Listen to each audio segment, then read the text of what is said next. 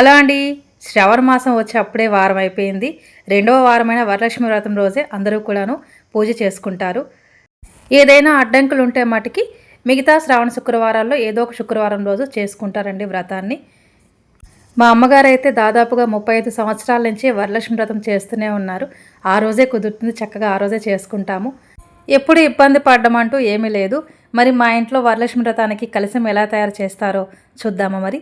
కలశంలో కొందరు నీళ్లు వేసుకుంటారు, కొందరు బియ్యం వేసుకుంటారు. మేమైతే ఈ రకంగా రెడీ చేసుకుంటామండి కలశాన్ని.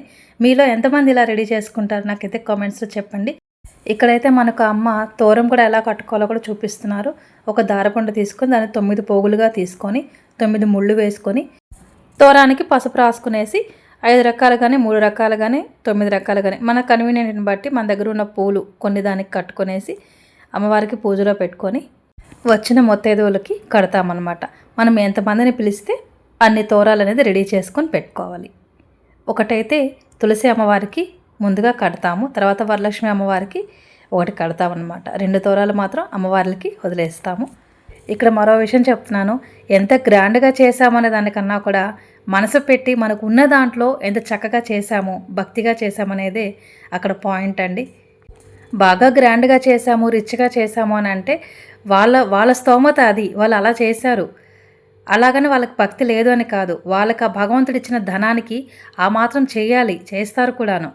తృప్తి భగవంతుడికి ఎంత పెట్టినా మనకు తృప్తి ఉండదండి. అదంతే. ఎవరో అలా చేశారు ఇలా చేశారు అని చెప్పేసి మనము ఆ లగ్జరీలోకి పోయామనుకోండి, పులిని చూసి నక్కవాత పెట్టుకున్నట్టు అవుతుంది. వాళ్ళకి డబ్బు ఉంది చేశారు, మనకి లేనప్పుడు మనకి ఎంతవరకు స్తోమతో అంతవరకే చేయాలి. అక్కడ భక్తి ప్రధానం అని చెప్తున్నాను. ఈ సోదంతా మాకెందుకు చెప్తున్నా అనకండి. ఎందుకంటే ఈ మధ్య మన భక్తే ఎదుటివాడికి బిజినెస్ అవుతుంది. సోషల్ మీడియాలో ఎక్కడ పట్టినా కూడా ఆర్టిఫిషియల్ తమలపాకులంట, ఆర్టిఫిషియల్ కుంకుమ బర్ణులంట, ఆర్టిఫిషియల్ గంట అంట, బటన్ నొక్కితే గంట మోగుతుందంట, రకరకాలు ఏమిటో భక్తిని బిజినెస్ చేసేసుకుంటున్నారు.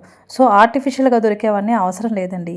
మన అమ్మవారికి పూజకి కావాల్సింది నిజమైన పసుపు, కుంకుమ, తాంబూలం, ఆకు వక్క తాంబూలం, ఇవన్నమాట. అట్టిపండ్లు ఇట్లాంటివి ఉంటాయి. చక్కగా మన స్తోమతకు తగ్గట్టు అవే ఇచ్చుకొని చక్కగా చేసుకుంటే సరిపోతుంది.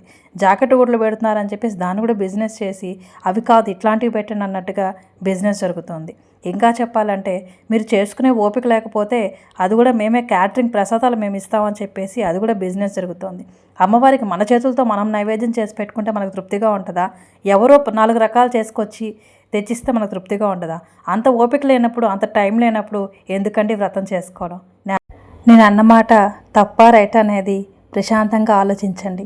నేనేం చెప్తున్నా అంటే చక్కగా అమ్మవారికి మనకి తోచినంతలో, మనకి ఉన్నంతలో భక్తి శ్రద్ధలతో చక్కగా వరలక్ష్మి వ్రతాన్ని చేసుకొని అందరం సంతోషంగా ఉండాలనేసి నేను కోరుకుంటున్నాను. లేనిపోని ఆర్భాటాలకు ఆరాటాలకు పోయి ఇబ్బందులు పడొద్దని చెప్తున్నాను. వీడియో నచ్చితే లైక్ చేయండి. మరి మంచి మంచి వీడియోస్ కోసం మన ఛానల్ని సబ్స్క్రైబ్ చేయండి. బాయ్.